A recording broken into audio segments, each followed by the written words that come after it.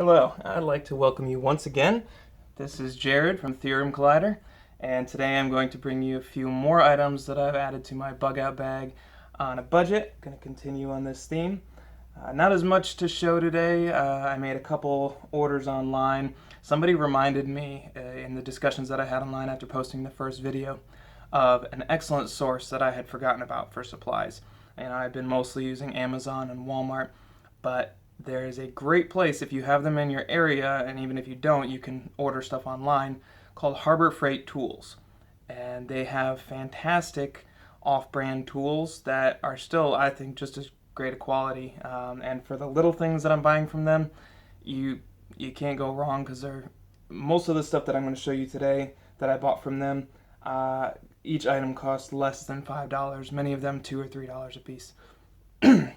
I might have to excuse my voice today. I've been a little under the weather lately, but I really wanted to get this next video up and going. So without any further ado, I'm going to get started.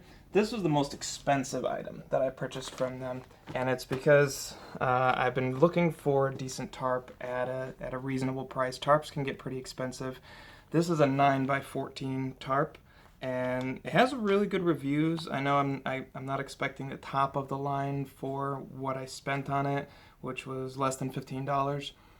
But for the price, it's 5 mil. It does have the metal grommets all along the sides every 3 feet. It's got the reinforced edges, and overall, all the reviews that I read on it were very positive about its strength and durability. So I thought I'd give it a shot. I don't judge me too much for going with the camo. The opposite side is a flat green. That's the side I prefer.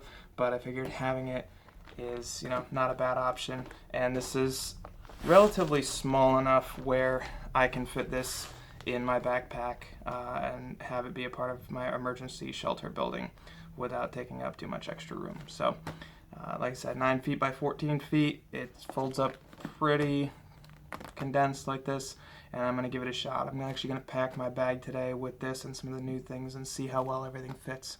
So maybe I'll report back with another video pretty soon after doing that. One of the great things that they had on sale, especially if you can catch these sales that Harbor Freight Tools has pretty regularly, is tapes. Okay, just so that you guys can see on the angle of the video. 50-foot roll of duct tape was $4 or $5. And this is high quality duct tape. This is a better price than you're going to be able to get anywhere else for duct tape. Duct tape's pretty expensive, especially for such a beefy roll. 10 rolls, 60-foot rolls of 3/4 inch electrical tape for, I believe this was $3. And once again, I went over all the reviews on all these items to make sure I wasn't getting just absolute junk, because the price seems too good to be true. But they have a lot of reviews and ratings if you go to their website of the people that have actually bought these and utilized them. And from the overall ratings and the stars they give them and everything, I found that for $3 I'd risk it. So, and then I got a small pack for $1.99 of 5 separate colors, so I can use this for labeling or identifying my items if need be. But $1.99, I thought I'd grab it. What else? I did get a pack of 10 kind of more stronger, longer zip ties, and I showed in my last video that I had some smaller ones.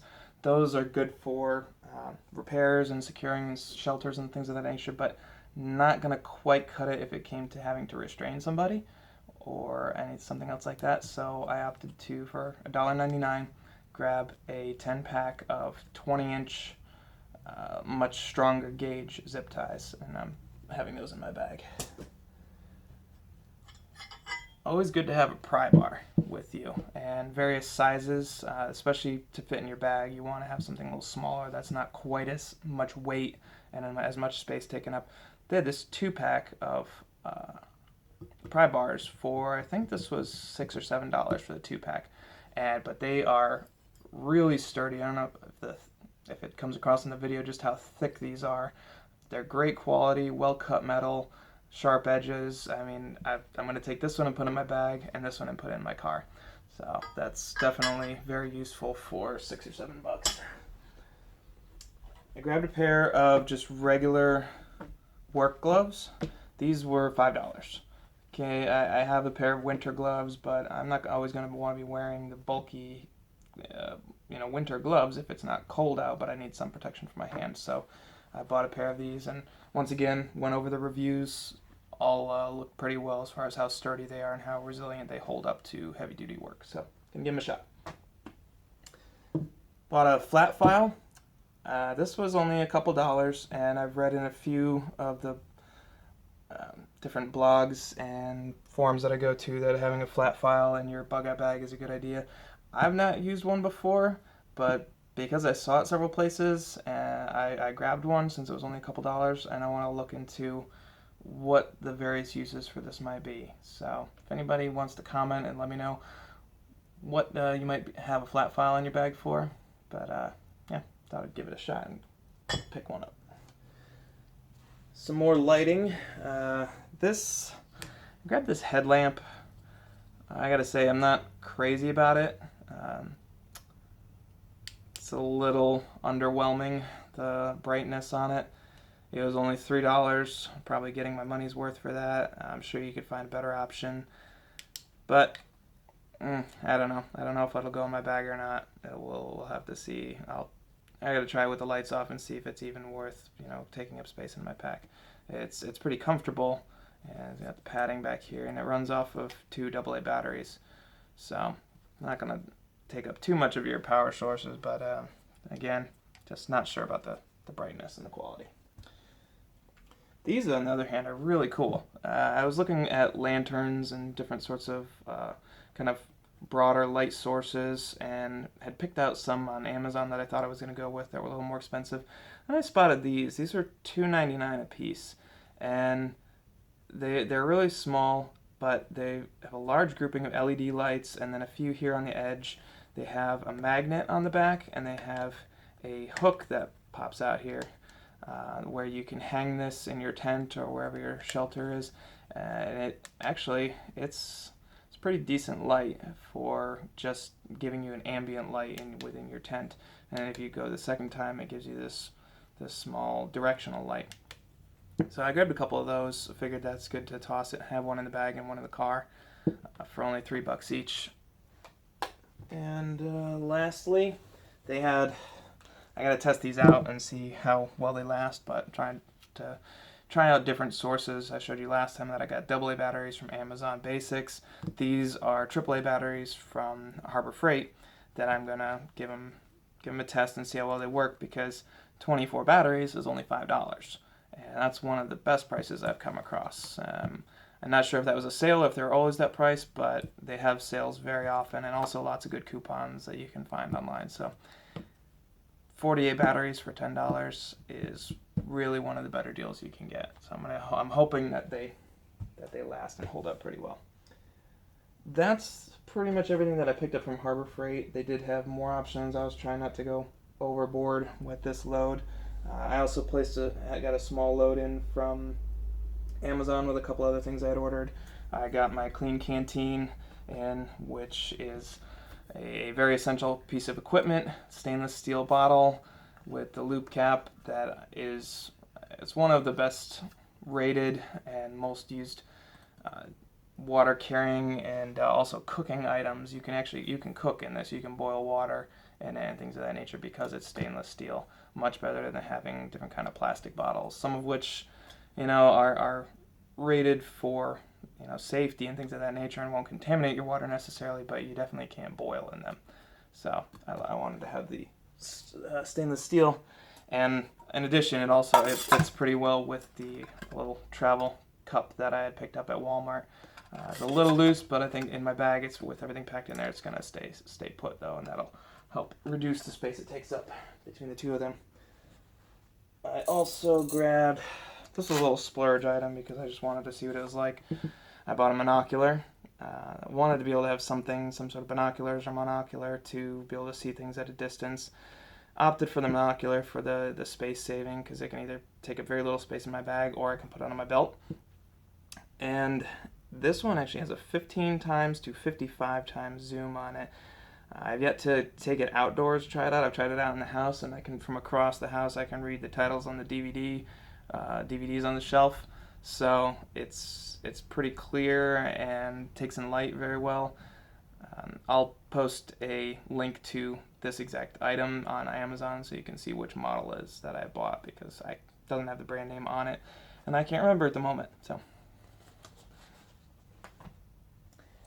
lastly, somebody remarked, I've had a few remarks, and I thank you very much for the comments, by the way, that you all have left on my blog, on the YouTube video, and on Reddit, where I linked to the video in the bug out subreddits, regarding some of the items that were in my bag that you guys were a little concerned about or just had remarks to make. One was that the tent pegs that I referenced in my little tackle box type thing looked like they wouldn't do any good to anybody. They were very thin, and I agree with that. I had just had those lying around as from a previous project, a gardening project, and I know they're not going to hold down a tent, but maybe they can be used to support a campfire grill. If you get a 10 by 10 mesh wire, you can build a little grill over fire, things of that nature. But I do agree, and you're right about that. And so when I was at Walmart, I grabbed some much more heavy-duty stainless steel tent pegs. These are 48 cents a piece, so I got 10 for just under $5, and these will be very handy for actual shelter building. And these have the same use. If you wanted to, you can stake these in the ground and build a little cooking surface above a fire using these. But these are definitely going to be more secure for my actual shelter building. So thank you for that remark. You're definitely right about that. One other thing, I was kind of excited about this when I thought of this. I do utilize a lot of protein supplements and things of that nature, and I noticed that the canisters that the protein comes in seemed like I might be able to reuse them for something, because I'm always trying to reuse things for whatever purpose I can get out of them. And I noticed that this cylinder-sized one that I had, I took the label off, so it's just a nice plain white container, would be a great way to keep some clothing dry and bundled and compressed. So in here I have a t-shirt, some underwear, some a hat, some my wool socks, some of the things I showed you in the last video, just basic essentials. And if I could get a couple of these, I have another one I'm in the middle of using the product, so I have to wait till I use it up, but might take one more of these, give it to my wife to let her pack a small essential to-go cylinder like this that'll fit in the bottom of the backpack and keep everything in place and hopefully dry as well. These containers do screw pretty tightly and they're pretty solid, so something else to test out, but it might just be a nice little convenient way of keeping some clothes organized and dry in your bag. That's all I have for products today to show you guys. Once again, I appreciate the comments. I know there were some other things in my last video. I guess I'm saying Molly wrong. I said mole, and it's kind of one of those things you hear it wrong one time and it sticks with you. So I've learned my lesson. I will refer to it as Molly from now on, and I apologize. And thanks for clearing that up. Other than that, that's pretty much it for me today. Like I said, I'm going to go about putting this all in the backpack, see how it fits, see how it carries.